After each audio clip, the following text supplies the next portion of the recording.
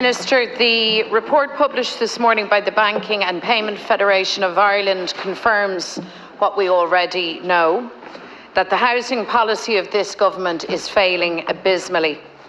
The BPFI analysis is stark. Since 2010, rents in Ireland have soared by a whopping 82%, compared with an EU average of 18% for the same period. This rip-off of Ireland's renters has happened on the watch of Fianna Fáil and Fine Gael. Crazy rents that rob tenants of any hope of getting a deposit together to buy their own home and trapping them in an extortionate nightmare. Today's report also highlights that housing supply is nowhere near keeping up with population growth. It states our population is growing at 3 times the rate of housing supply. Since 2011, the state's population grew by 500,000, but only 130,000 housing units were added in this time. So Fianna Fáil and Fine Gael have been getting it wrong for over a decade, and you're still getting it wrong now. Serious concerns are also raised regarding the decline in housing commencements right across the state. In the middle of a housing emergency, the rate of housing construction is actually falling. Things are bad now, but unless the government brings the urgency and the ambition required, things will get a whole lot worse. Minister, we have repeatedly told your government that your targets for social and affordable housing are far too low. Your targets are a drop in the ocean and you're not even meeting them. And it's not just Sinn Féin who have been saying this to you, it's housing organisations on the front line of this emergency. It's officials at the Department of Housing who recently stated that the government has seriously underestimated in your housing targets. And so now, sadly, many of our young people look to a life beyond Ireland. The Central Statistics Office tells us that nearly half of renters are considering emigrating because of the crippling cost of living. So many mothers and fathers will now spend this Christmas watching their sons and their daughters pack their bags for Australia and Canada. And is it any wonder when Fianna Fáil and Fine Gael remain wedded to policies that put cuckoo funds and wealthy investors above young people's need to get a decent start? This is so wrong, Minister. We need our young people here at home. We need their talent, their energy, we need their ideas. But what can we expect of them when they can't put a roof over their heads in Ireland? What other option do they really have when Darragh O'Brien, the Minister for Housing, says we don't have a housing emergency? Devníon Thurscol and BPFI Dorirecht na Hagendala Tihiachta.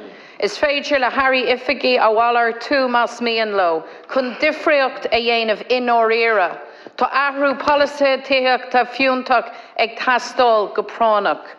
Today's report lays it out very plainly, and it turns out, despite Leo Varadkar's lecturing of our young people, that in fact the grass is greener elsewhere, especially for renters.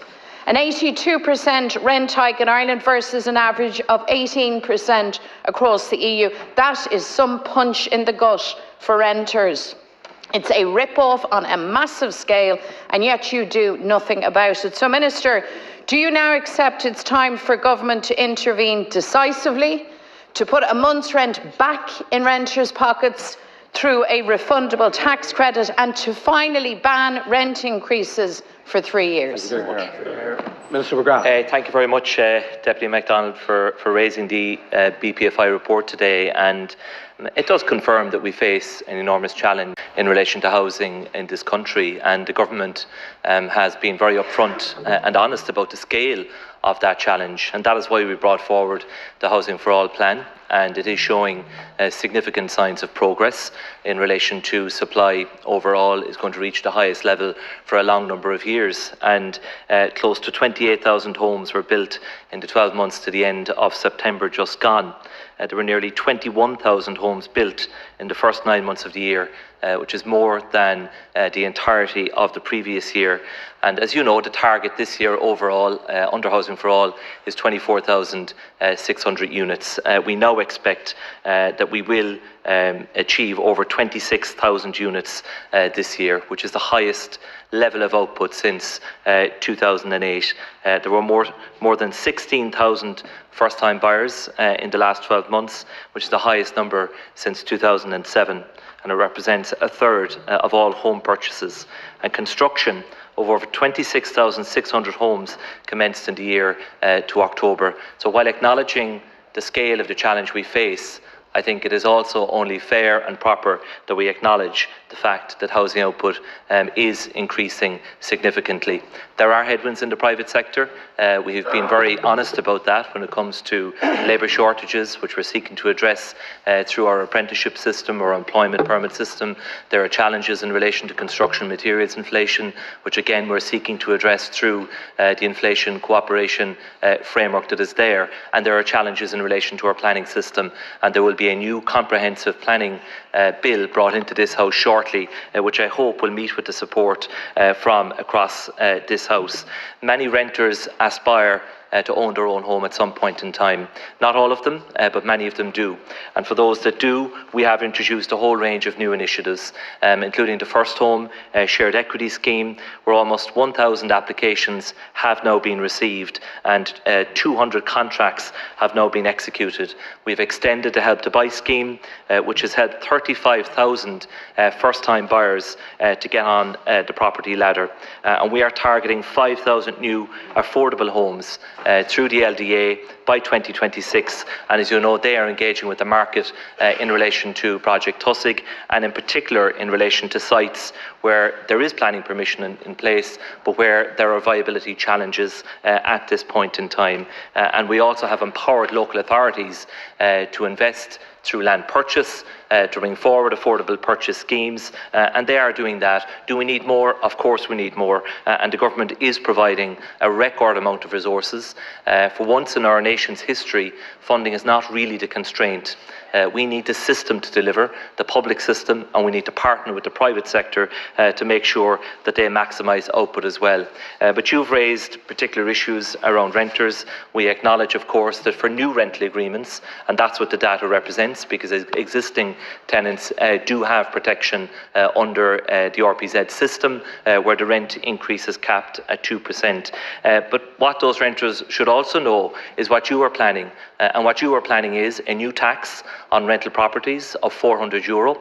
You are planning to increase income tax on landlords, many of whom have incomes over €100,000. You want to increase income tax on them, and for landlords who have multiple properties and who may hit significant capital gains, you want to increase capital gains on landlords. So at a time when we actually need to increase the supply of rental accommodation through what the state is doing directly, but also by retaining existing investment in the market and attracting new investment, your policies would actually further drive landlords out of the Irish market, and you need to be honest about that.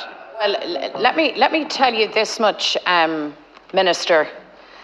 Your policies are driving an entire generation of our young people from here to Perth, to Sydney, to Toronto and beyond. That's what you're at. I tell you what our policies will do.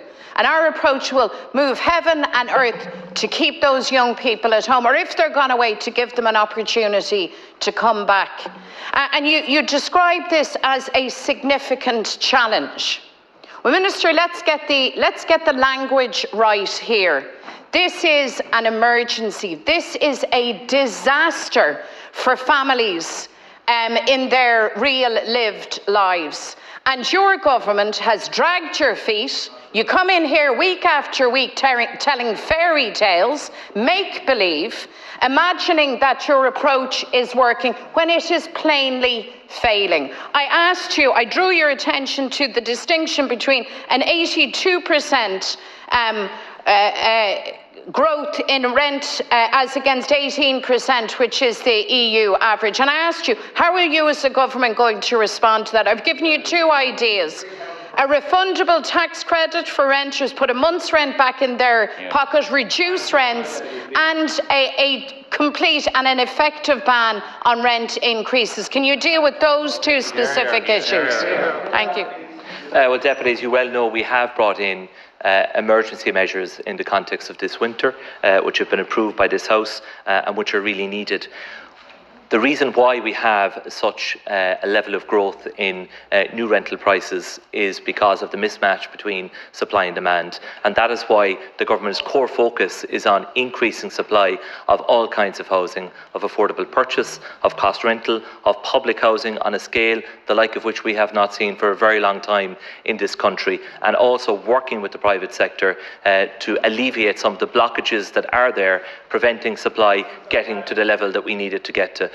This is the only side of the House that has a fully funded multi-annual plan in relation to housing, and we are delivering the increase in the units.